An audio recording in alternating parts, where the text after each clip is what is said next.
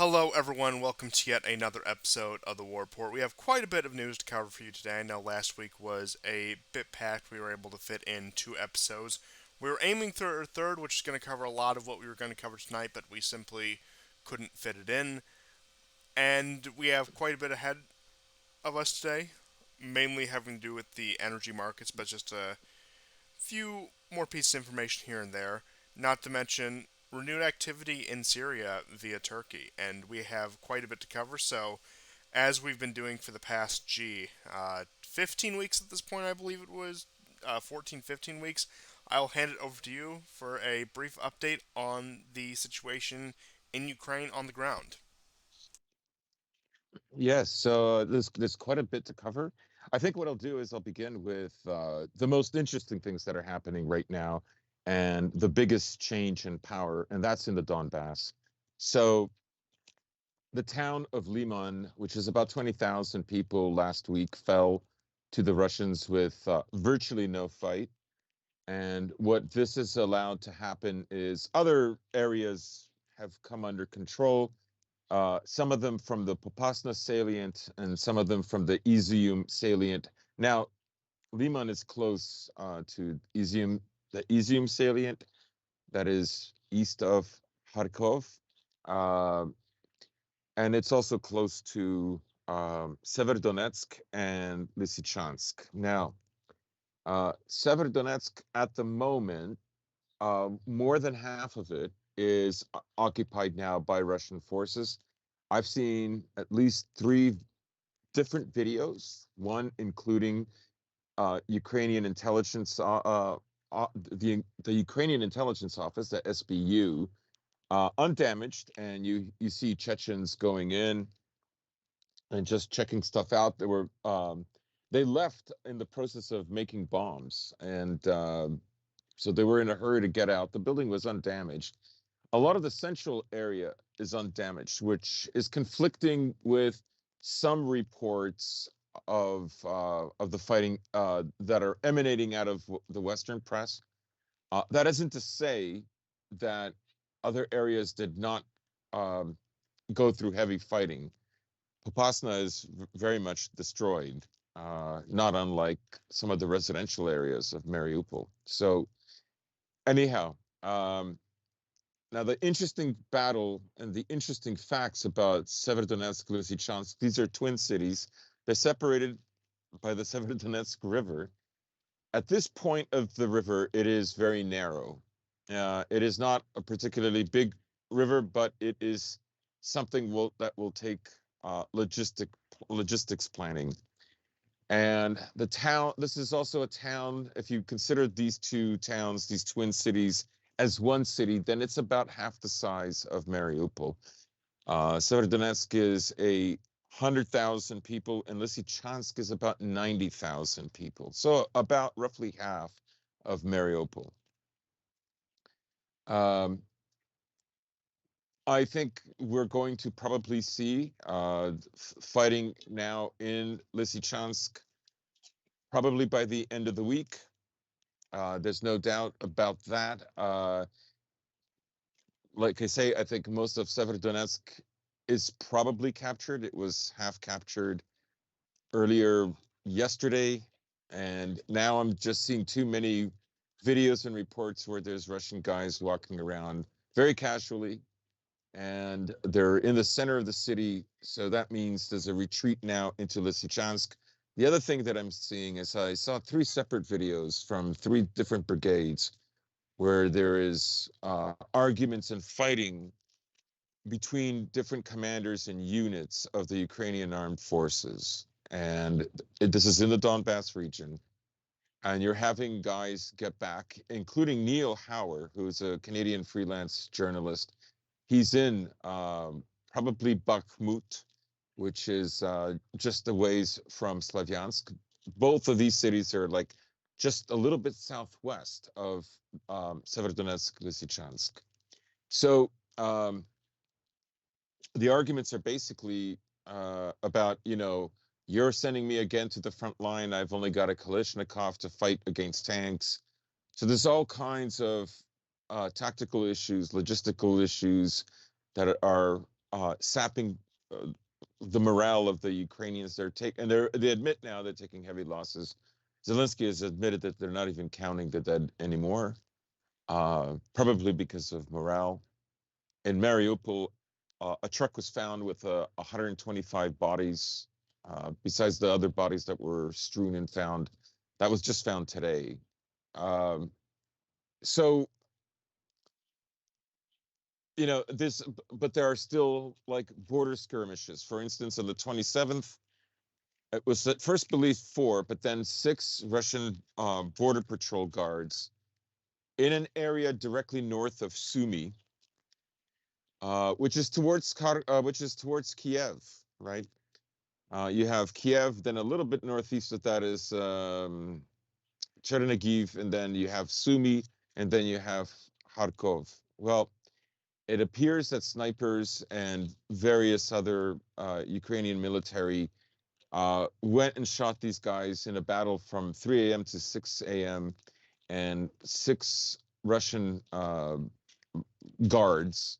These aren't, I mean, they're military, but they're not like, how can I put it? They're kind of like the territorial military border patrol of Ukraine, the guys at the beginning of the fight. They're not like, they don't have a lot of infantry experience, is what I'm saying. Anyhow, so they were killed. So you're, and this is kind of emblematic of a pattern. When Ukraine is losing a battle, they go into a kind of a rage, and they want reprisals. And so so what they've done lately is they've started shelling residential areas in Donetsk and Lugansk, but also Kherson. 7 died yesterday, and another girl of 5 died today. This is well within cities and towns in Donetsk and Lugansk and Kherson. They are not close to the front line. The Russian military isn't hiding behind schools and all of that. So you can tell it's a frustration. Like I even saw a fight. Um, well, not a fight. I mean, a heated argument where one guy is pushing the other guy. The other guy wants to make up. He doesn't. You know, these are between two Ukrainian soldiers about their present situation. And I'll read you a little bit of what Neil Hauer wrote on his Twitter. If you just give me a second. Yeah, and just to also keep in mind, when it comes to these Ukrainian actions, these lashing outs, as it were, this, as you sure you all know, is not anything new. They've been doing this for the past 8 years, Yeah. since the beginning of the outbreak of the war in Donbass. So this isn't some response to Yes. the Russian forces being there. This has been the response for almost a decade at this point. Right. Right. They always do this. They can never accept defeat, and then so they go on a path of attrition. Well, if we kill some of their children, and at least if we're going to go down, we're going to kill some of their elderly and whatever. Uh, it's this Terror kind of tactic. rage. Yeah, it's a terror tactic, and they've been doing it for quite a while. So Neil Howard says most of my reporting from recent weeks has been pretty downcast, but that's what nearly every soldier, territorial defense policeman, etc., coming from the front has echoed. Aside from the Izium front, the message from Liman, Severodonetsk, Lysychansk, Bakhmut, and Popasnaya were all like this. So there's people who are even speculating that within days or weeks, we could see a collapse of the Ukrainian forces in Donetsk. It couldn't even be worse than that. One of the reasons is another pattern has emerged. And when the Ukrainians lost the Battle of Ilyevsk and then later the Battle of Debaltsevo, or as they were losing them, uh, Merkel gave some calls to Putin in order to like cease the hostilities and work out a deal, and that's how Minsk 1 and 2 were born. But they never respected them, and they never respect defeat. They they agree with the terms, and then they but they never commit to them. So um, you had Niemann of Austria, Schultz of Germany, Macron, uh, all of them phoning Putin within 2 days. It's not clear what they were talking about, but my guess is that they know that there's a potential for a collapse, and you see that the narrative has finally begun to change in American and Western media. They With are that now being said, you saying, did bring up yeah, Macron, and I saw a statement he put on Twitter yesterday that, in summary, was just got off the phone with Putin. He's not going to stop the war, so France pledges to stop importing 90% of all Russian oil by the end of the year. Now, will that actually happen? No, it will not. But well, they're coming France out. doesn't They're import making much these. oil from Russia, anyways. They're making these very broad statements right now. But that is the effect of what the phone calls were. They were trying to pressure Putin Yeah, and Russia as an entire political entity to withdraw from Ukraine. And again, it looks like the peace plan submitted to the UN by Italy has not garnered any support or gotten any traction anywhere, to the point where it's just the finger wagging phone calls from Macron, from Scholz, from all of these people. And I don't know if Biden was included in that mix. I don't believe he was. But point being is, it's gotten to the point where nobody in the West wants to put up the aggressive front to deter or prevent something like this.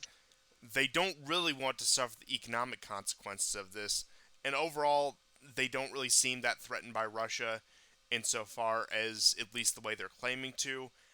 And it's becoming very evident that this is all a front, that this is all a political act to a lot of people, to the point where even The Guardian, which is one of the most loyal regime outlets, did put out an article explaining how sanctions were actually harming the EU more than they were harming Russia, which is something we've been touching on for weeks and people in these spheres have been touching on since the beginning of the conflict. Now, that's not to say that the sanctions have had no effect. They certainly have, all the way back to 2014.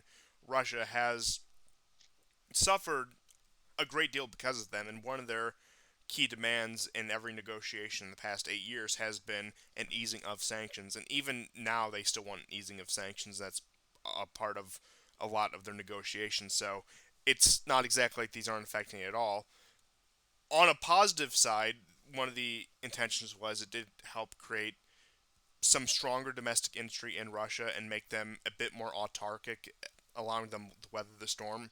In which case, Russia is one of those unique countries that has the ability to do that, where if you had this sort of pressure put on, I'm not saying, of course, the sanctions on Iran are negligible, they are quite significant, but if you had the degree of sanctions put on Iran now that we did have on Russia, things would be a lot worse there.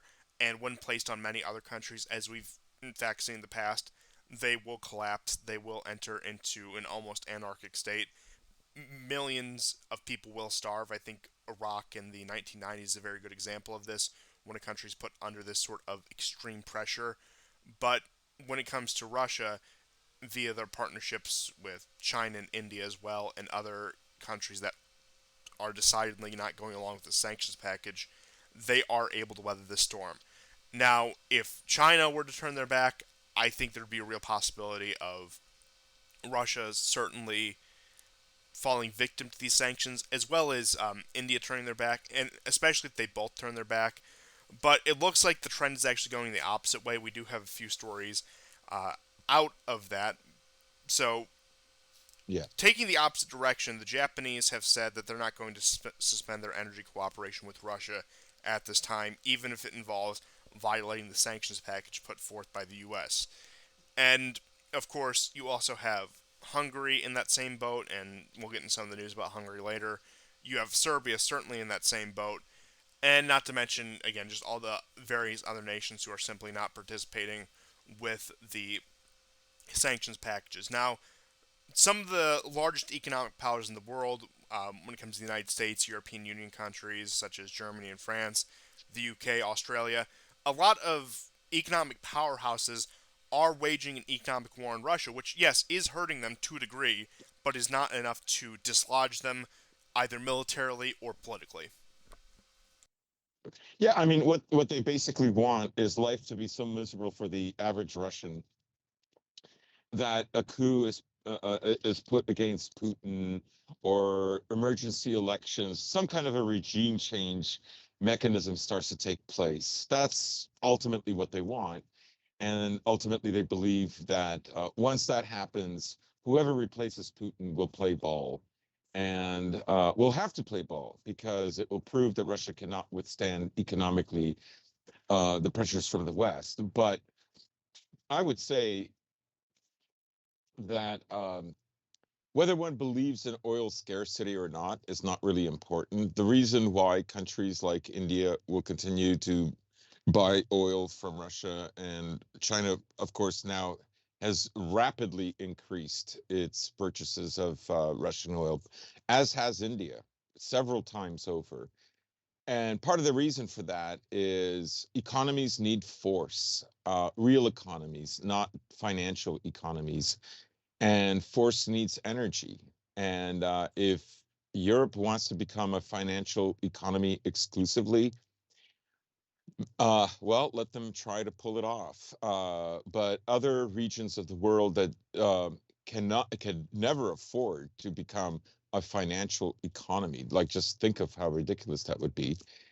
Um, Meaning that their manufacturing is happening somewhere else. It would have to happen, like, literally on another planet, to move from a manufacturing economy to a financial economy. And so Russia knows full well that these regions will have not less but a higher demand of oil in order to catch up or maintain sovereignty versus the West. And so in that case, they know that it's a sure thing. Um, America has yet to really challenge China. Um, and to bring things back to Europe, in regards to the sanctions, I would say that the long-term strategy of America is to keep all of Europe down economically, because now Europe, it was already a satrap of the U.S., but it's going to become a satrap of the U.S. in a way we've never seen before. We've really witnessed this immense acceleration take place the last 3 months in this regard. So that's going to continue to go that way. And, Borrell and van der Leyen can say all they want about, like, we were their most important market. At the end of the day, they are going to pay more for their energy. And that's in a climate of severely increased prices for both gas and oil. And Russia, I think, rightly is confident that as oil and gas get more expensive, because there's not enough minerals in the world to give everybody electric cars, they know that to keep economies that have a manufacturing base, oil and gas are always going to be necessary. Yes, and And even in the presence of nuclear power, and I know a lot of people bring this up in the context of Germany, and once again, this isn't even necessarily too anti-nuclear power. I could get into that later, but even the poster boy of France, as we saw, still imports an insane amount of oil from Russia in particular, as well as from other countries. Where, yes, you can have that, and it can sustain a power grid to a degree, but in order to run an industrialized economy that the way that many Western nations would expect to have running, you need oil and you need natural gas. I mean, like I said, nuclear can help offset use of that, but we're not at a point, and at this rate, will never be at a point where nuclear energy can replace that. right, and then you have this strange dichotomy that, if you look at America, the Anglosphere, and Europe as more or less financial based economies, right? So where's their economic strength? Well, it's in offshore manufacturing. But the world of offshore manufacturing is mostly in Asia, and that's not going along. Yes, these That's Asian countries that have not participated in economic retaliation against Russia, such as China, such as India, Vietnam, Indonesia, you name it. And all of these right. countries, like especially when it comes to China and India, are decidedly pro-Russia at this point.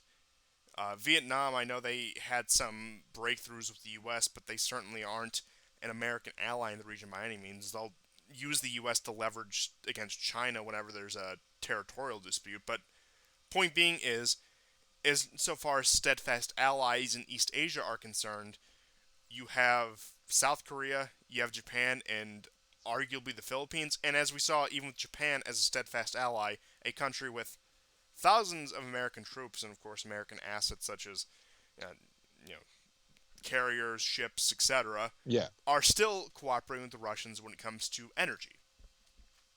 right. And I mean, y- Europe gets something like, I believe, 41, 42% of all its natural gas needs from Russia. But oil is about 26, so it's a smaller market. Um, But keep in mind, Europe is 26 is just over a quarter, just to put it in another perspective. right, right. I'm just saying, in terms of like cubic liters of this stuff, um, Europe's oil market is more diverse than its gas market.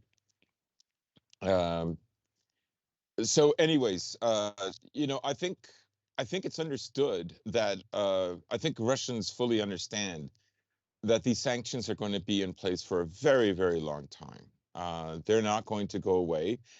I would say even if Russia had a new regime, those sanctions would still stay in place. They would want to recreate the 90s again and then get like they would like to make Russia like Ukraine Well, and or again, once again, talking about even if Putin were to fall, and the entire political establishment of Russia were to be purged and replaced with another Yeltsin era, as we've seen with countries like Iraq, which actually had its government toppled by a direct invasion, and then of course we can also get into Libya, which had it toppled by a Western fomented civil war. There are still sanctions and embargoes on these countries that have embraced so-called democracy, that have overthrown the tyrants, and you see this time and time again where even in these countries where you do get a the desired regime change, these economic penalties still stay in place. right. And the mood in Russia really is for Putin to be harsher. Uh, they want him to go further. They don't want they're not happy with just Kherson, Zaporozhye, Lugansk and Donetsk and Crimea. They want him to go further. And if that opportunity arises and there's a collapse of military morale in the Donbass, because as we've been saying from the onset of this show, about 60 to 80,000 troops are in this region. Now, that included Mariupol, but 8,000 Ukrainian troops were lost there. 4,000 of the 8,000 are prisoners. At the very least, 2,500 just from Azovstal, where the Marines and Azov Battalion surrendered. So I think, America's approach, if you look at, the latest news about the latest game changer weapon that America will or won't send is the MLRS system. These are like the Grad rockets, right? But you have more advanced systems like the Smerch that can fire further, or the Uran that can fire even further than that. I'm talking about hundreds of kilometers. And General Milley basically said, "We're not going to give them that because we don't want this war spreading any further." Uh, I mean, America, since Trump has accelerated this kind of policy of ambivalence, but I tend to agree with him here. I think what they want is a frozen conflict. You know, how long can Russia keep this up in Syria and Ukraine? That's the question, Yes, right? and So also for touching on them, that, it's I'm glad you brought up the yeah, shipments of weapons to Ukraine and both Putin because just a couple things on each of those. You already have reports, and again, take them with a grain of salt because rarely do these things have rock solid evidence that they've actually happened. You just sort of have to take out the word. But There's reports of massive amounts of weapons that are unaccounted for that were supposed to be sent to Ukraine. Also reports that some of these were ended up in places like Syria or Hmm. Iraq or Libya, or again these other geopolitical hotspots in the hands of these militant groups. Which, again, the entire point of all these arms embargoes is to prevent the spread of terrorism, whatever. But we see that happens, and of course, when you get a country like Ukraine and the people who run it, even within the lower levels of the government, it's very easy for this to turn into an arms smuggling trap. These sort of things always do. International conflicts in the 21st century and even late 20th century always turn into these massive arms smuggling rings, and it's understandable why. It's pretty obvious why. And as for Putin, you were saying a lot of the Russian public does want him to go further. And you can look at, once again, the polling that was done from a Polish firm that confirmed Putin's popularity was between 70 80%, and again, some of the higher estimations putting it at 90%. While you have that solid contingent who do oppose the war and do want it to stop, of course, you will always have dissenters in every society. And that could be for a variety of reasons, whether they're more liberal minded and pro Western, whether it's, family members, particularly mothers, who have uh, lost people in this war. Again, you'll get a variety of reasons why people oppose it, but at this point, what you have is most of the discontent in Russia is the fact that the conflict isn't going faster and it isn't going harder, and that they haven't committed more to it. And it's not unbelievable. People want to think more.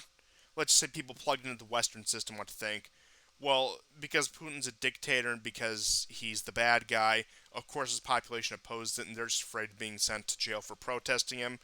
But I think you also have to recall the fervor around the Afghanistan and Iraq wars in the United States. It's very easy when you have a media apparatus that's more or less in unison, as pretty much every media apparatus is, Russians included. It's easy to drum up support for a war until it starts to get very blunderous. Now, there were cases in the later Bush presidency, especially in Iraq, where you had those blunders come out. And as for the reports of Russian blunders by the Russian media, I would imagine, I can't confirm firsthand, that things are a bit more under lock and key there, that the media is a bit more careful with what it says because of either state or non state pressure in order to support the war effort. I mean, again, that's not exclusive to Russia. A lot of countries do this sort of thing.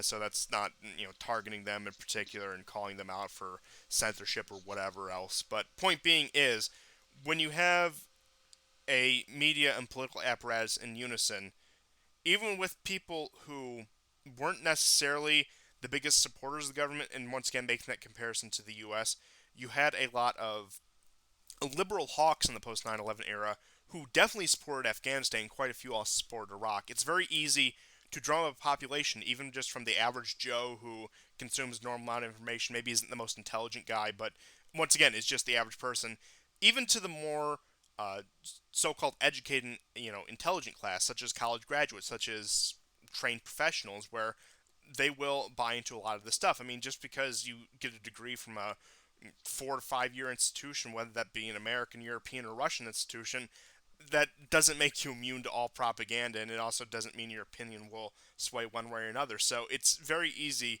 in a lot of these social stratas, in order to have this sort of support built for something like this war.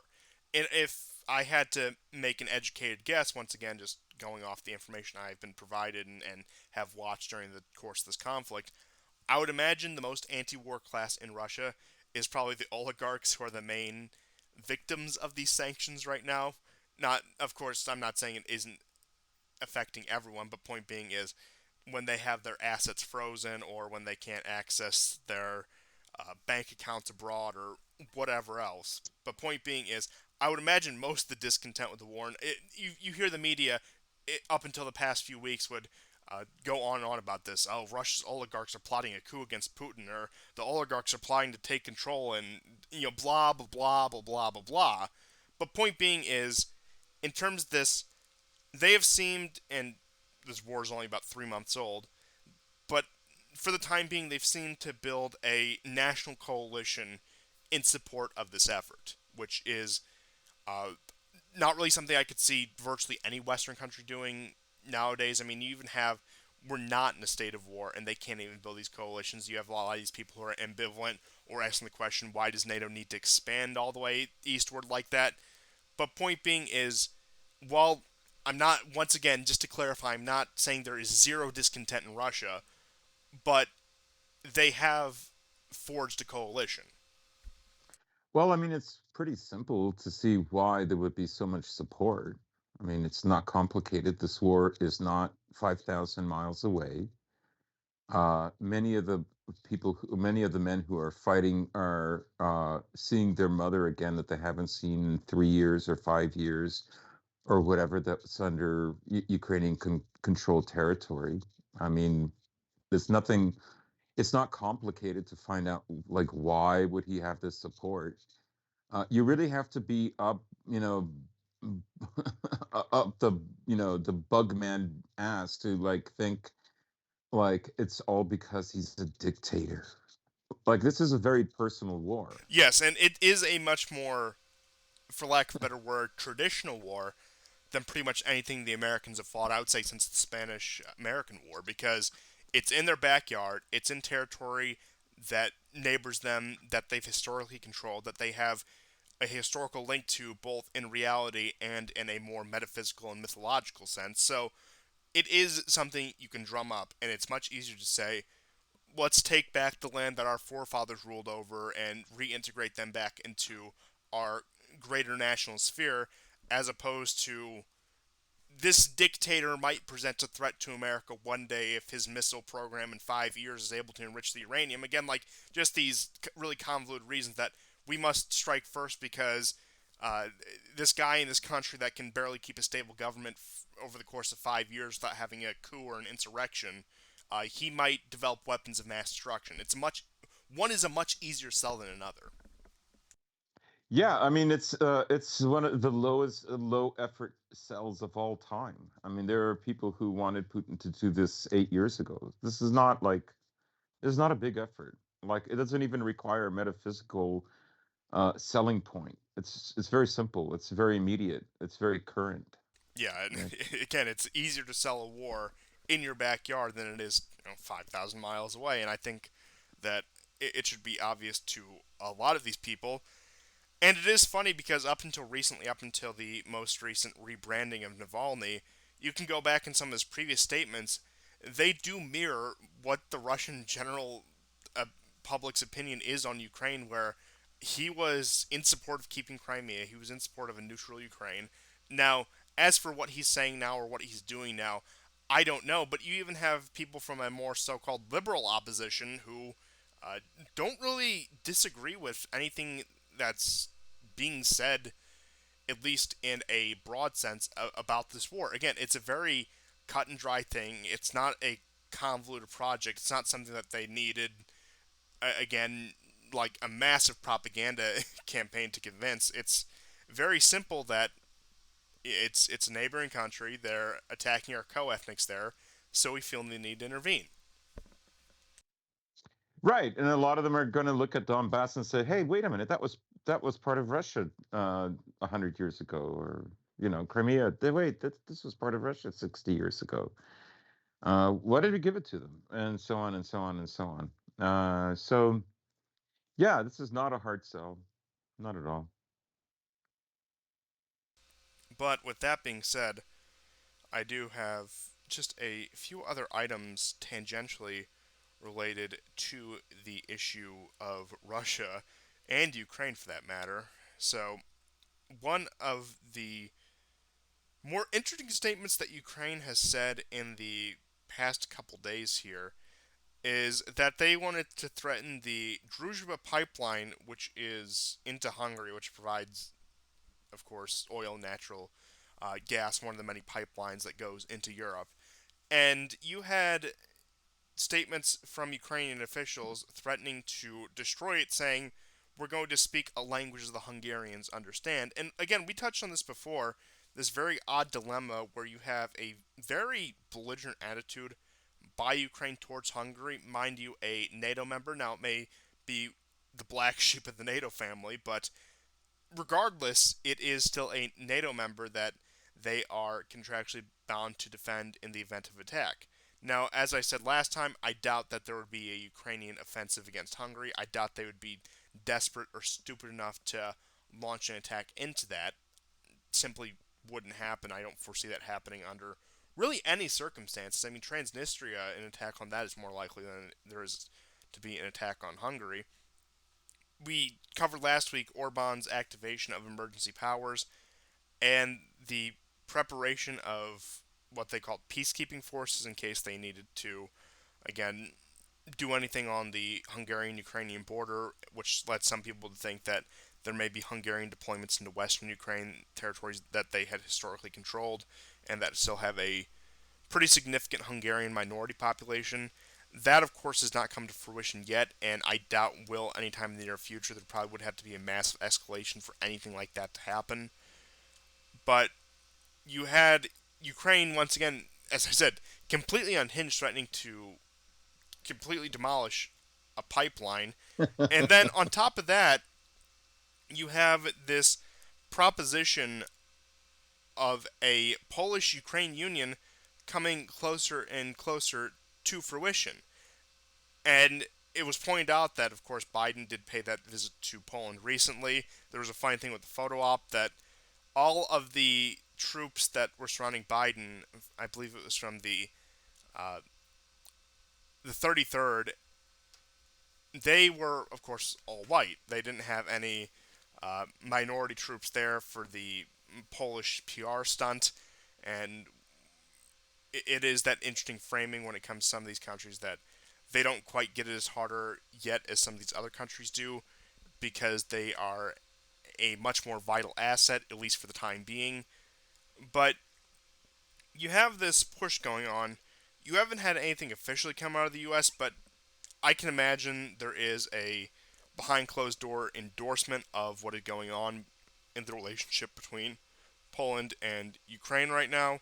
You had reports of Poroshenko allegedly fleeing to Poland as well, and that's also on top. Actually, he made it on his third attempt. He Hey, is in Poland. third time is the charm, and it looks like Yes. he has escaped to Poland. Now, if he's trying to escape any prosecution, this deal might be bad news for him, but only time will tell, I suppose. And it looks like this is the last ditch Polish effort, last ditch Ukrainian effort in order to garner Polish support and broader Western support for it in this time of war. That they want this umbrella of Poland, which would also include the umbrella of NATO. And as you start to dissolve the border between Poland and Ukraine, not that an American presence wasn't in Ukraine already. Of course, you have had the reports of various NATO generals, and there was allegedly that one Canadian general that was captured at the fall of Mariupol. But it makes operation of American and NATO forces in Ukrainian territory much easier when they can deploy on Polish soil and then again just cross that border with no questions asked and have it be in the truest sense an open border where you can just come to and from. Now that would also give the authority once, as we said, to Polish and Ukrainian military and law enforcement to operate in each other's territories, special status in each other's legislatures. However, just looking at the details of the deal, to reiterate, it will be lopsided towards the Polish. They do have the upper hand in this. They are certainly the senior partner in all of this, but it does seem that honestly the Polish are pushing harder for this than the Ukrainians are at this point, Yeah. which isn't really a surprise, and it looks like this is something they have wrapped this around. I think, in a sense, Duda, as we discussed, as he was the World Economic Forum, is trying to build a legacy for himself. He is trying to be the Polish leader who effectively expanded its borders back into former Polish territory now controlled by Ukraine, and also the bulwark against the Mongol orc hordes of the east. I do think that the primary motivation. Well, Kaczynski wants it just as bad as him. Oh, Because absolutely. he's convinced his brother, those years ago was killed by the Russians blowing up a civilian, a civilian aircraft that his brother was flying in, and so on. Yes, once again, just touching on that Polish ethnic animus that is still very much strong against Russia and is only getting stronger. Mhm. And maybe it's because it's just so socially unacceptable. I'm surprised they didn't have a law similar to the Czech Republic's where they would arrest people for spreading Russian disinformation. But again, Poland is really betting everything on this deal with Ukraine and betting everything on being this bulwark against Russia. And it's a risky proposition, I do have to say, on their part. Now, in the chance that it actually does succeed, it'll be legendary for Poland. It'll be one of the greatest morale boosts they've had in probably the past couple centuries at least. But once again, that's assuming there's any degree of success. How you're even defining success is also another question on top of this. But it does look like what is happening once again is a typical pattern where Poland stakes itself against Russia or whatever the dominant power is at the time, whether that be Germany, wherever, against a much more powerful nation, assured it has the backing of another great power, whether that historically be the UK or more contemporary, the US, and is willing to fight to the last man under the understanding that we'll be bailed out and the cavalry will come to save us if we can't hold back the Russian hordes. And almost inevitably, whenever they do this, and of course the two most recent examples are now and 1939, there are other example with Poland pulling this sort of game throughout its history. The cavalry doesn't come until far too late, and they don't really do anything to improve the condition of the Polish nation. And it looks like they are falling into that trap yet again. It looks like that is really, for whatever reason, what they are conditioned to want to do, to be that bulwark. And I mean, that's how the Poles have been treated by the West. And again, I'm not saying the West have exploited the Poles or anything. They've been very willing participants in this to their own peril, I should say. But you had this in going back several centuries. Some of the more recent examples is after World War One, they were going to be the real bulwark against Soviet and communist expansion, especially after the 1920 war. In 1939, they were the bulwark against both Germany and the Soviet Union. Then, of course, they fell under Soviet control for 50 odd years. And now, once again, they're trying to revive that idea in Poland that you must be the bulwark that's going to defend us against whatever invaders want to consume Europe in flames of Oriental despotism or whatever the propaganda flavor of the month is. And with that, time and time again, it plays on that Polish identity and that Polish ego to the point where they always fall for it. They're always willing to be the meat shields for whatever reason. And I can't imagine that's really a healthy national model just time and time again. Like, sure, they'll have their successes. Sure, they can point to Vienna, but more often than not, that ends up with the Poles being subjugated. And I really don't know if they expect it to turn out different this time, if they know exactly what they're doing, and the Polish political class just trying to milk whatever it can out of the West, similar to the Ukrainian class. I really can't peg that down at this exact moment. Well, I mean, I've got two things to add to what you're saying. First is the Russia Security Council Secretary Nikolai Patrushev. Uh, he had a meeting in the Volga region, and he's pretty convinced that Poland is working along with other countries to dismember Ukraine, to take certain pieces of the country. Now, it could be hyperbole, but there's probably a grain of truth in that. As for Poland's strategy, like I think what Poland is waiting for is um, the war to simmer down, right? You notice that it's not making any attempt to go in right now, and you could argue that maybe that's because America doesn't want it to do it right now. If the war continues at this pace, like for several more months, then I my bet is Poland won't do anything, right?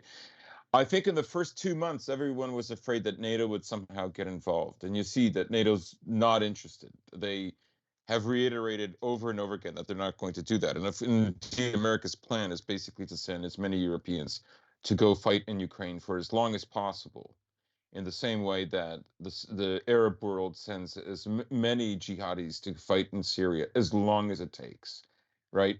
That's what Ukraine will be. Now, if there is a lull in the war, then what they'll do is try to create like an Idlib, right?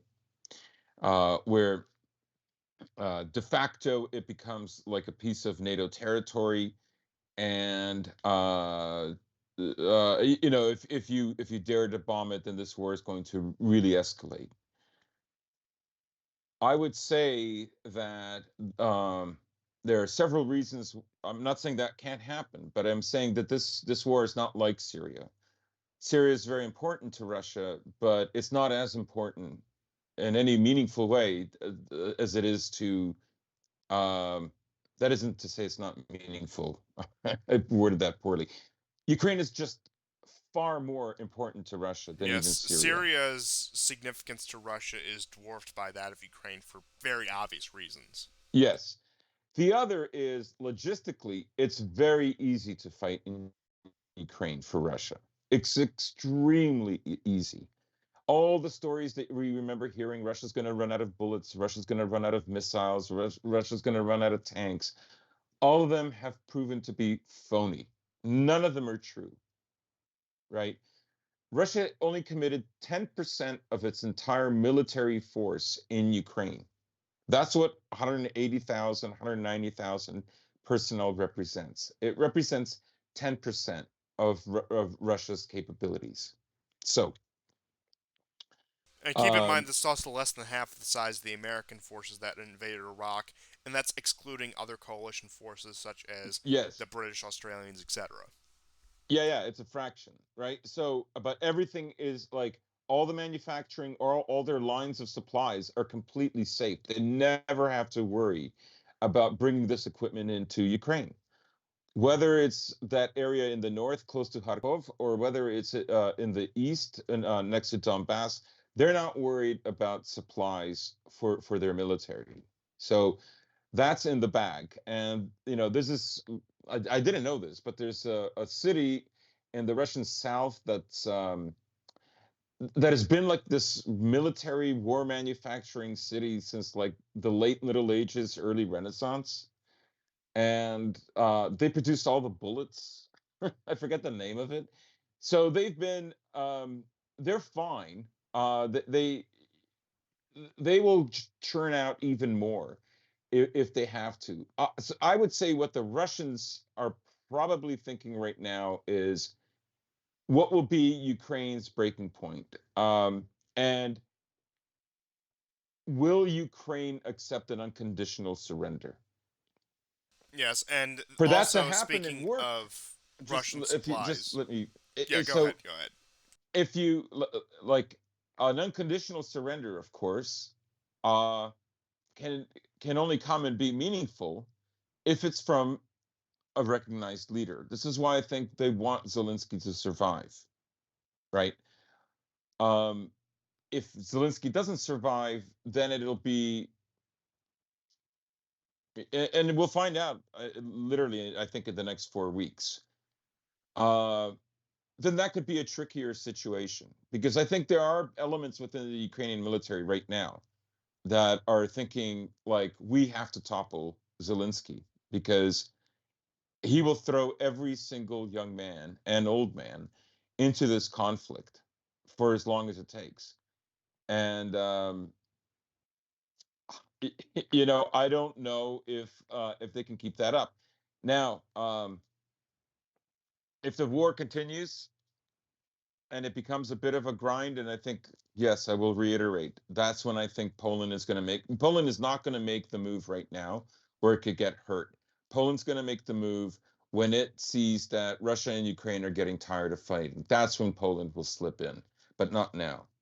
Yes, I would agree that Poland will be very vulture-like in this, and that they will come for the carcass of Ukraine to consume that and not get involved in any meaningful sense right now. And Yeah. as for And Russians, logistically, you have to ask yourself, even if it tears off like a little chunk in the West, right? Primarily, it will still have to go to the East. Primarily, it will still have to fight across the Dnieper River, right?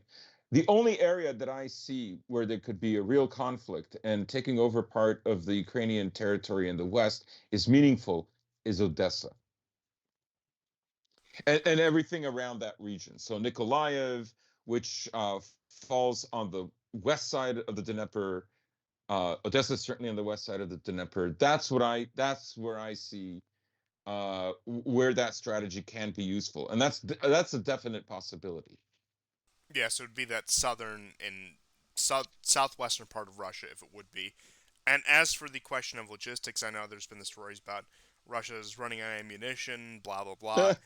Also, a story about the T-62s allegedly being brought out of reserve. Yeah. There is no substantiation for that.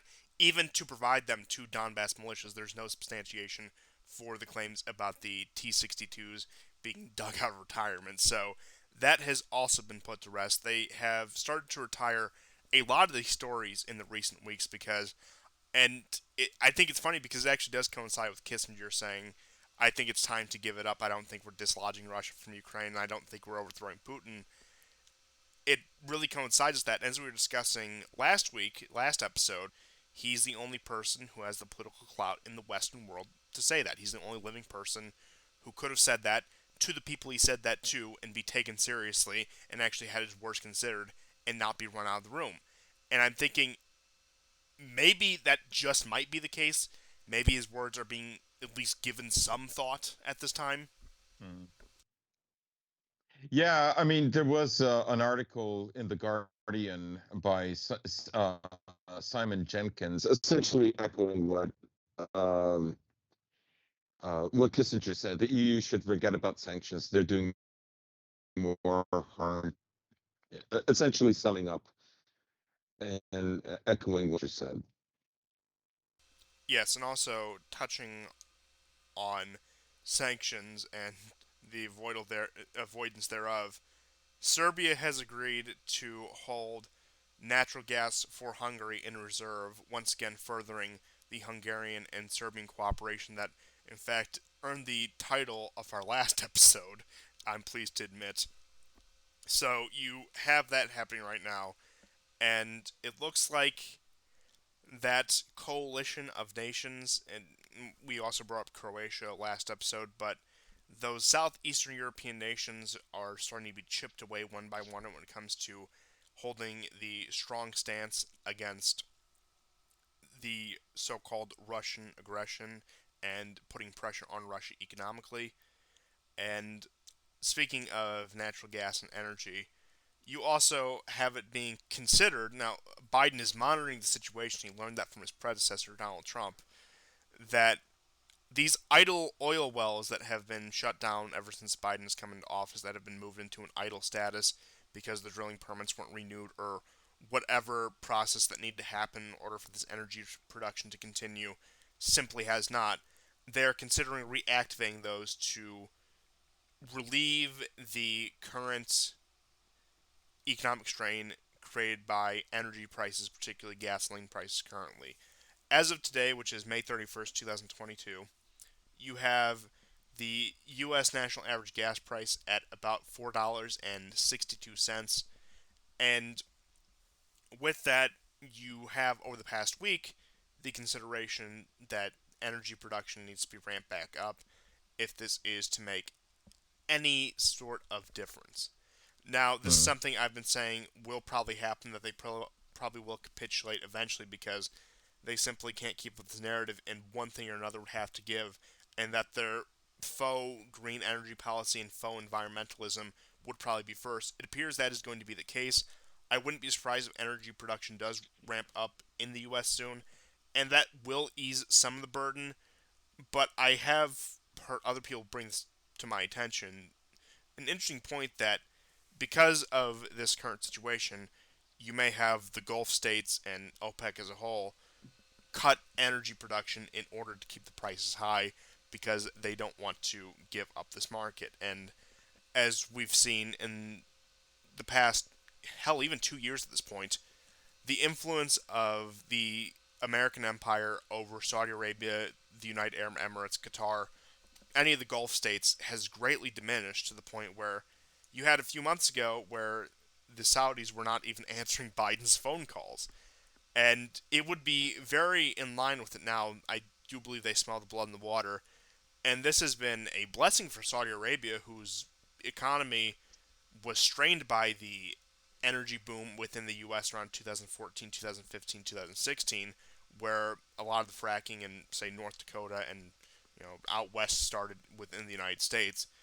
That put a massive strain on the oil-based Saudi economy. There have been economic reforms, but the skyrocketing of oil and gas price, particularly oil price in the case of Saudi Arabia and the Gulf states, it hasn't fixed their current budget crunch, but it has caused a great amount of relief, and it has done pretty good things for their economy, at least insofar as that sector is concerned, with the raising of the oil prices. So at this point, you have the Gulf states who are not under a sufficient American influence. They have every motivation in the world to cut production right now. And I'm not saying definitively it will happen, but I'm saying there's a very real possibility that any revamping of domestic energy in the United States will be offset by that. And of course, I would imagine, even just from a pragmatic point, that they would want to cut production once the Americans pick up their production again. Because if you want to believe them, if you want to take them at face value, both Saudi Arabia and the United Arab Emirates said about 3 weeks ago that they were at maximum production, that they simply could not produce anymore, that they simply could not Mhm. drill any more than they are currently drilling now. And again, I imagine they want to be a bit more steady with their oil production, be a bit more steady with, again, their energy production as a whole, and would probably want to slow down that process once you have the American energy industry picking back up to alleviate some of that burden. Now, I would predict, just in order to stave off any sort of major discontent within the U.S., especially as the summer's coming up, as people will be traveling a lot, that we will see through some shenanigans, whether that be increased productions or other economic witchcraft, that gas prices will at least be stabilized, that they will still be high, they'll still be a pain in the ass for most people, myself included, but it's not going to put it at the point where it becomes a genuine economic strain. Because if you want to look at the national average price and even look at some parts of the countries, federal minimum wage in the U.S. still sits at $7.25 an hour now. Most states have higher than that, and most businesses, especially now with the current employment situation, no, very few people are actually starting at the federal minimum wage. But point being is, you have gas prices creeping up to what people could conceivably make an hour in federal minimum wage in some parts of the country, like California, like a lot of the West Coast. And something has to give eventually, unless they want to create major discontent. I mean, because people are already pent up. Last summer was a bit better when it came to lockdowns and restrictions, where things were starting to open up, but you haven't really had an America open for business, so to speak, in about 2 years. And of course, during the summer, more people are active. It's nicer out. And a lot of the so-called experts do predict a spike in crime because of that, because people are so pent up and are on such edge from the past 2 years that once you unleash them into the general public with these public events, that more violence is likely to occur. And then add economic pressure on top of that, you have a recipe for disaster. Yeah, I mean, Saudi Arabia has also, according to Lavrov, has expressed interest along with Argentina in joining BRICS. One of the things we've always said on this show from the beginning is in the way that trading agreements work with countries like China, countries like Russia, where it's a trade agreement and neither of these countries have a messianic message that you must change your culture. You must change your value system. You must criticize this portion of your past. You have to revamp that portion. It doesn't have any of those strings attached. it's business. There's very little kickback. There's very little expectations, and for the longest time, that is the way the world worked. So Saudi Arabia and Argentina have incentives to do business, uh, let's say within the BRICS framework, because none of those parties within it is believes that one or two or all of those countries um, have to undergo a messianic program about how the kind of country they have to become in order to do business. I mean, just look at. I mean, yes, I know Ukraine. We've said it before. It's a basket case, but Ukraine really is a basket case right now. And the EU ruled that no one is interested in Ukraine being part of the EU for at least another 20 years. But if it was, if the EU was a slightly different organization, um, Ukraine would have been brought into it, I believe. Um Programs of reform would have been in there, but they would have been along the lines of business. They would not have been along the lines of culture. It would not have Yes, been it about trans rights. it would have been what the EU originally purported itself to be. Not that I'm saying the EU was ever genuinely just supposed to be an economic coalition of European nations, but taking it at its word, if you would ever be dumb enough to do that, that is what you would have expected upon a Ukrainian membership, and that is the impression that millions upon millions of Europeans voted in both elections based on this issue and in direct referendums in order to become part of this what they believe to be an economic union. It was something for cooperation and maybe a loosening of travel restrictions within member states, again once again in order to promote economic growth between member countries. But point being is very few, and I would say, in fact, no European who supported the formation of the Union back in the early 90s, and even the precursor agreements with the European Coal and Steel Pact and some of the agreements between France and Germany, France and the Federal Republic of Germany at the time, none of them would have thought, even just predicated on, say, even 90s, 80s or 90s American liberalism, let alone Mhm. 2010s American liberalism. Yeah. Yeah. And, I mean, I personally don't think, like, I know it's something like um, the oil embargo is eventually, it's going to kick in 6 to 8 months from now, and as you mentioned, there are going to be some exceptions. But Russia just cut off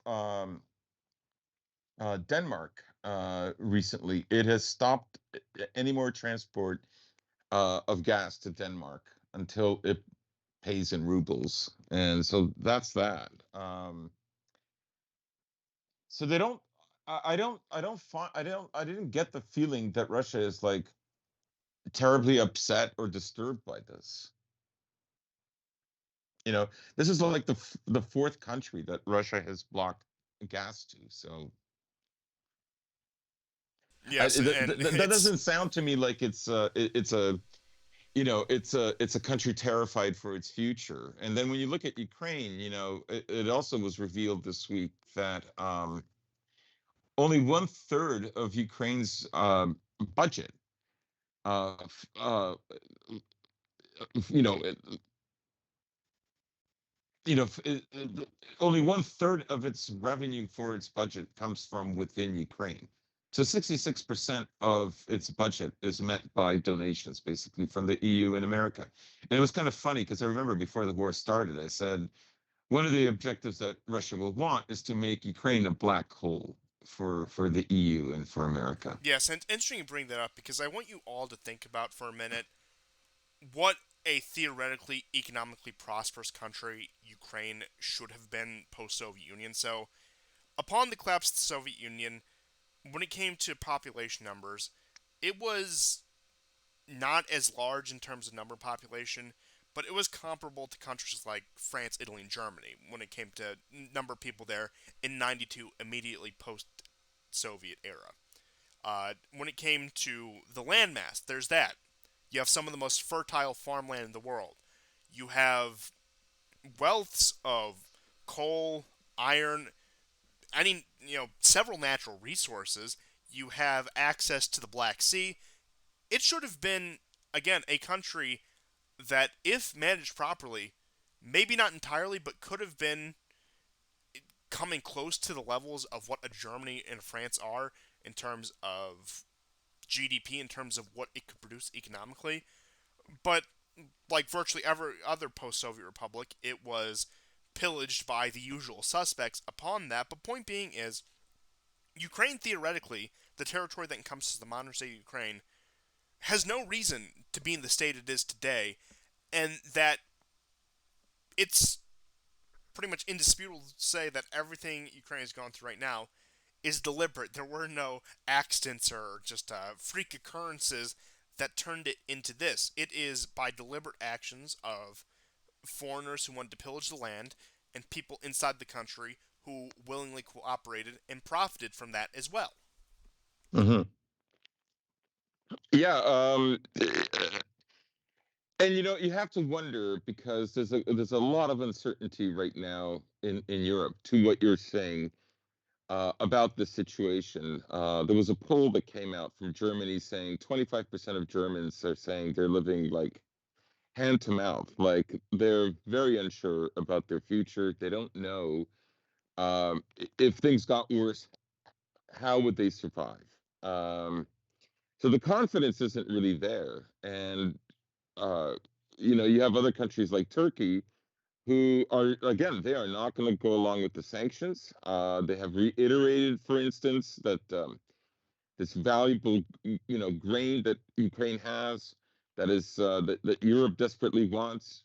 Turkey has been reiterating for 2 weeks now, saying that the only reason there's no blockade, Ukraine put these sea mines all over the Black Sea, which have, actually some of them have washed ashore in on Turkey, and this is what's preventing the ships from leaving because they're afraid that the boat is going to hit one of these things. And so yes, I mean the main reason I think Ukraine is the way it is because it did not have a leader that did what had to be done as what happened in Russia. And I think part of the reason for that, again, is there's an element in, like, I'm not just talking about the oligarchs. Obviously, you have to rein those guys in. Obviously, you have to be serious. You have to off some of them.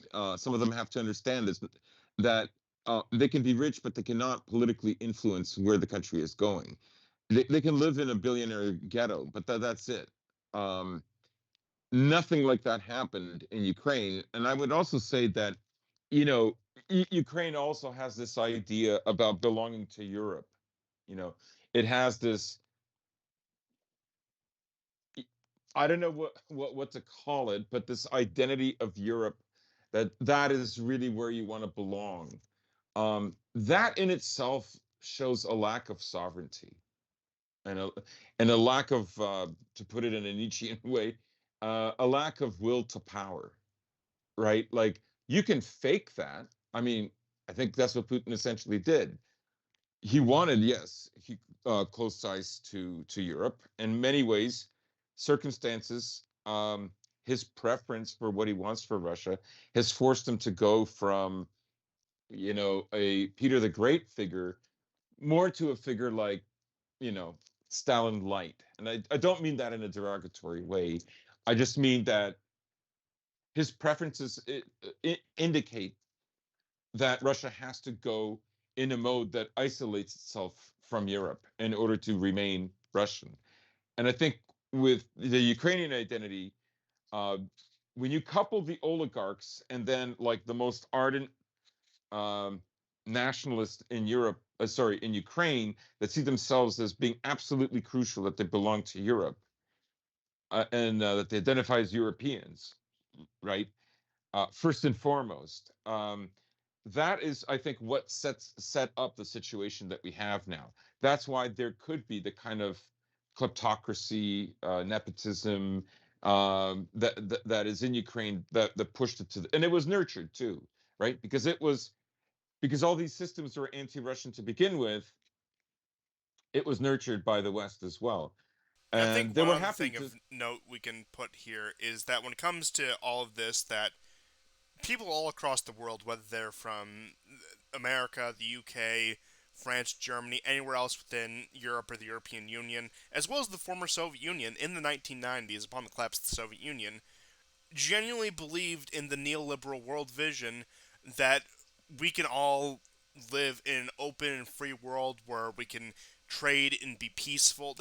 A lot of people, both elite and just average Joe alike, genuinely believed in that and thought that we can build a better world, we can build the future, and we can build a united world. And again, all these slogans that we all laugh at and scoff and roll our eyes at nowadays.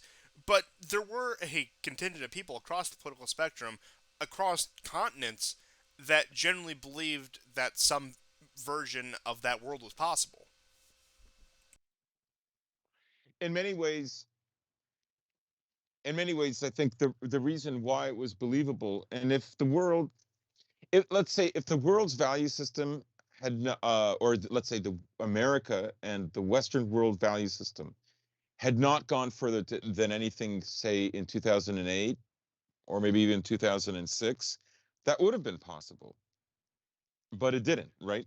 So in the 90s, you had this kind of, liberal nihilism. Um, let's say, there were still those ideas of equality and so on, but the object of liberalism was still entrenched in a kind of a classical liberalism that believed in the neutral, that you couldn't prove one thing was more favorable than another. It had a laissez-faire attitude, even with culture. But then what you had after, I think, 2012, 2013, is it does have an object, right? And that object now is this. It is positive. It believes in a kind of androgynous being. Like, that's where we are now. And this is why it's no longer possible, because where the West is going, let's say to Russia and to many other areas of the world, is anathema to them. It's simply not acceptable. Yes, and I would agree. And speaking of countries that are deviating from the vision set forth by the neoliberals in the 1990s, we do have a little bit of news about Turkey to round out the show. Yeah. So, taking a look at what we have here is Erdogan has definitively said no to the expansion of NATO when it comes to the addition of both Finland and Sweden. And this is not to be to anyone's surprise, of course. Turkey has no motivation to expand NATO. You saw these same holdouts again within various parts of Eastern Europe, such as Croatia as well. And again, Croatia was a bit more of a split down the middle situation. But at this point, Turkey, even with all the demands put on the table, and those didn't even get addressed, even though they were admittedly completely absurd, but there was no negotiation to be taking place for the wants, needs, and concerns of the second largest military power in NATO. And again, that's not a statement on the moral right or wrong of the Turkish state, but just from an objective standpoint, being that big a contributor and that big of a player in NATO, you figure would warrant, or any alliance for that matter, you figure would warrant a bit of a larger voice at the negotiating table when it comes to making these decisions, especially decisions that are as crucial as expanding it, not to mention expanding it on a potential hotspot for a conflict that Turkey could be dragged into. That has been, again, completely thrown out the window. But you also have the beginning of yet another Turkish military operation within northeastern Syria. The stated goals of the operation are to link up two Turkish backed zones from SDF controlled forces, in which case these are the zones they've been mainly resettling Syrians who have fled the Turkey since the outbreak of the war in 2011. And that's on top of also Erdogan's demands to be let back into the F 35 program and also be reimbursed some of the amount that they actually paid into it. So, real hardball negotiations there. But again, the primary story out of all of this is that yet another operation in Syria is starting. Now, this hasn't gone unnoticed because Russia has deployed additional forces to northeastern Syria as well under the government controlled parts, where you have fighter jets, helicopters in northeastern Syria. And this is a South Front report saying this, and this was on May 28th, so that would have been, let's see, on 3 days ago.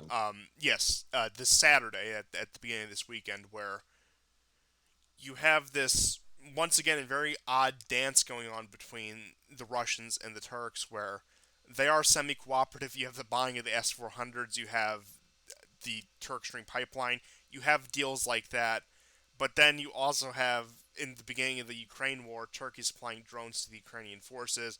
You have them supporting the war in the Caucasus, the Azeris attacking the Armenian portions of their country in Nagorno Karabakh, and now you have them expanding into Syria, which isn't a cold conflict by any means, but compared to what it was, just as a tangent, I did see upon the outbreak of the war in Ukraine within the first month, it showed just a world map covered in certain splotches of color. This is the conflict that's closest to you right now. Virtually all of the Western world, and even down to Latin America, was the Ukraine conflict. And anything they defined as a conflict was something like 10,000 or more deaths in the past however long. So maybe it was a bit of an older, bit of a more recent map. But point being is, it showed that I think it was within the past year was the metric that within Syria casualties are actually down that much. At least reported casualties are down that much to the point where things have frozen up. You've had the odd ISIS or rebel cells popping up in eastern Syria here and there. Those were really bad towards the end of last year, beginning of this year, if you recall, especially summer 2021. And of course, in Syria, it always flares into the summer. We're still waiting to see my prediction if Idlib will fall by September, by the end of September, as I'm sticking to my guns the last summer of Idlib. And I'll say I've dedicated myself so much to this. I made this prediction long before the outbreak of the war in Ukraine, so just keep in mind we're coming from that perspective. But just for consistency's sake, I've been saying this for over a year now. 2022, last summer of Idlib. But point being is, you have that, and now you have Turkey, which has waffled on its position in Syria. You recall over the past few months, over the past 6 months, they were looking for an out. They were looking for something that they could bring home and present to the Turkish people as a so called victory in order to wind down their presence there. But now, and once again, it has to be for the offloading of refugees and the offloading of displaced Syrians. They are conducting this military operation against the SDF forces in order to, again, link up to Turkish occupied and Turkish backed territories. You did even have some Russian strikes against militant groups in territory that has a Turkish military presence. This isn't the first time you've had those close calls and you've had Russian Turkish forces coming head to head. We're also conversely in some parts of Syria, they were also doing joint patrols. So again, it's a very complicated little song and dance when it comes to that in particular.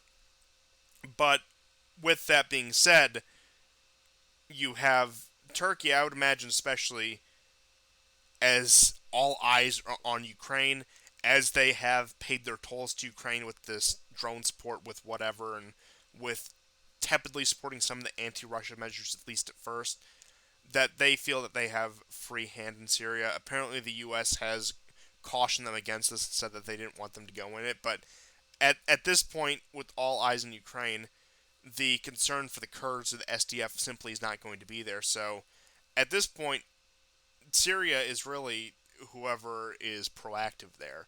And as you were saying, as you mentioned about the interests of Russia in both Syria and Ukraine, that of course they'll put Ukraine first. Now, I'm not saying that Russia is in a position where it can't support both efforts at the same time, but it does have less resources to dedicate to Syria at this time while Turkey is making a move. Now, I don't think Turkey will make some power play that puts them as the dominant power in Syria, But point being is, it could put them in a much more favorable position, and Russia in a much less favorable position than it has been in quite some time in Syria as well. So there is a lot to watch going on there.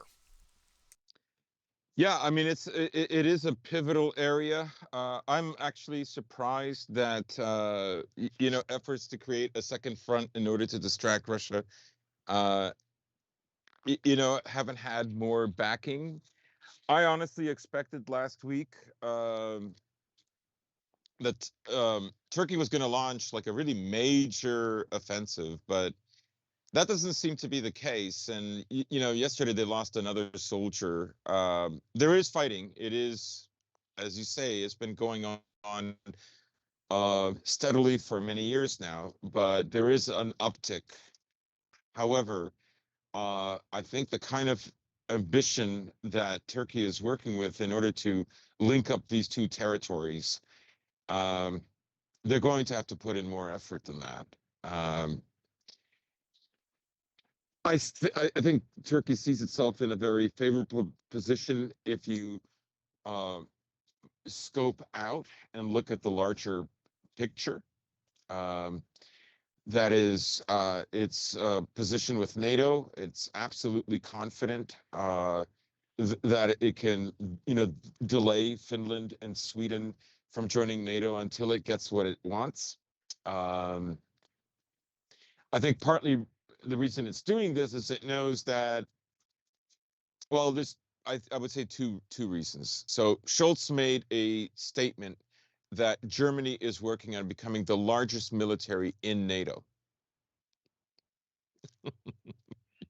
That's quite the ambition. Yes, so that's reason number one. And the largest military in Europe so far right now is Turkey.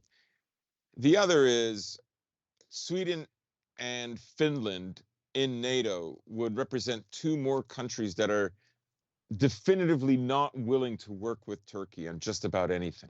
These guys are real American satraps, right? They're not going to rock the boat at all. In a very similar way that the UK doesn't, I don't know, France to a degree, but in the same way that Spain or Portugal also don't rock the boat. Yes, I would concur. And Spain and Portugal and their relationship with the NATO, I could go on all day, and just how, uh, just to go on a bit of a tangent, completely unrelated to anything else we've done in the show. Now that you've brought up Spain and Portugal's role in NATO, is that if you want an example of how NATO treats illiberal countries that want to cooperate with it, look at what they did to Spain after Franco, and look what they did to Portugal after Salazar. And keep in mind, Salazar even went the extra mile and put Portugal in NATO as a founding member. Now, he was by no means a liberal Democrat, and of course, upon the fall of the Francoist regime in Spain, and a few years after so-called democracy was implemented in Spain after however long, they completely picked it apart like vultures. NATO was a part of that, but of course, that's just all the Western institutions in general. So maybe, in just once again speaking of illiberal countries and NATO, maybe Erdogan sees an example of what's going on there. And again, I do think that it's pretty obvious his trust in the West is virtually non-existent after what happened in 2016 and subsequently. But with all that being said, there are a lot of just things to look at here when it comes to the uh, NATO Turkish relationship. And once again, I will reiterate that NATO is a Turkish centric organization. They are the hinge on which everything pivots. They are, and Yep. when it comes to NATO state mission, which is, of course, the counterbalance to Russia, Turkey is the absolute most vital member, and you could argue even up there with the United States, because, of course, the United States is going to provide the industrial military power in order to do that. But geographically speaking, Turkey is the most important country when it comes to a Russian containment strategy, and they sure as hell know it, and they sure as know how to exploit their position. And I suppose we'll see what Erdogan's moves hold for the future.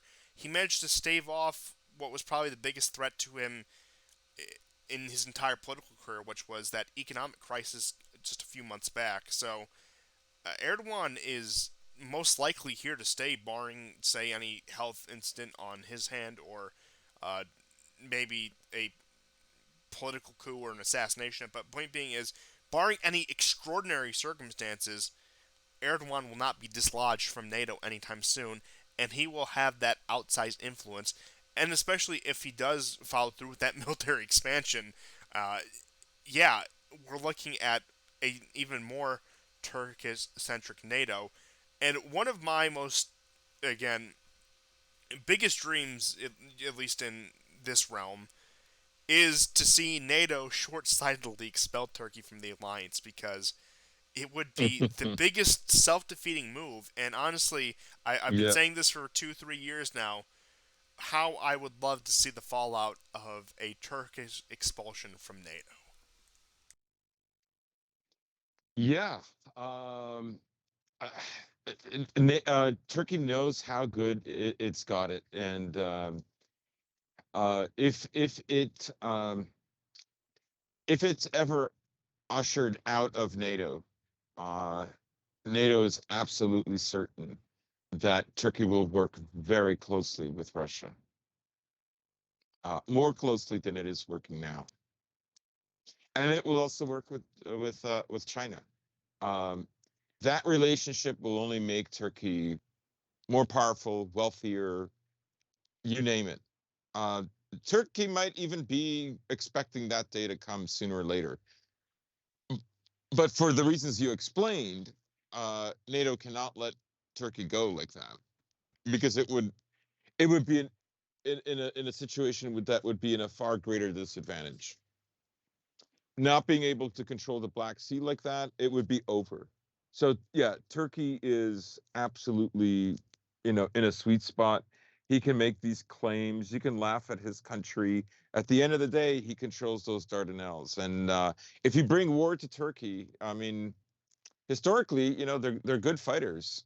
Like, yeah, they've lost some wars, they've won some wars, but they have a lot of pride. And I don't think Europe is not in shape right now to fight a war with Turkey. And Russia would be very happy to help out Turkey in such a scenario. So, Yeah, it does get even stranger when it comes to that, because Turkey and Russia historically are rivals when it comes to the country that delivered the biggest blow to the Ottoman Empire throughout its history.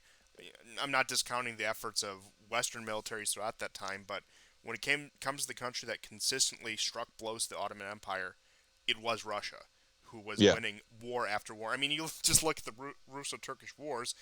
It's a series of 20 odd wars from the time of the early 18th Catherine the Great, century or up yeah, until World War One. Even like when you yeah, take a look at that, and of course, during World War One, some of Russia's most successful fronts were in the Caucasus against the invading Ottoman armies. And with that, again, it is just to put this all in perspective that they would find themselves on the same side of a given conflict. Now, I think that should also serve as a lesson that historical rivalries, while I do not believe they can be completely negated, they can be overlooked in terms of greater pragmatism.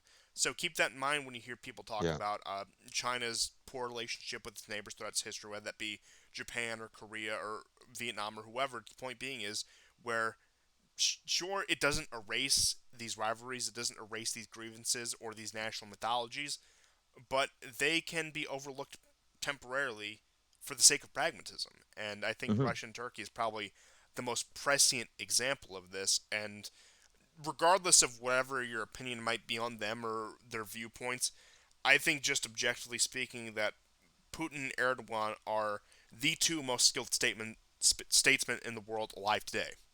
Yeah, yeah, I would say so. But that is all I had for this edition of the War Report. If you have anything that we had left out. The only thing I would mention, if I didn't already mention it at the beginning of the show, is um, exchange of rubles to yuan and yuan to rubles in China increased in the last 3 months by 1,047%. China has begun to really accelerate its USD de-dollarization program. So, yeah, in case I didn't say it, that's the only thing I have to add. Yes, and there was some news about China in talks with about 10 other Asia Pacific nations for greater economic cooperation, which we will Yeah. have more details as more comes out about that. But again, this process is just beginning, and these things can take weeks, if not months, if not years of time to actually get the full story on. But Hmm. when there is more to report on, we certainly will have more news out of East Asia. But this has been yet another episode of the War Report. Thank you, everyone, for tuning in, and goodbye. Thank you and take care.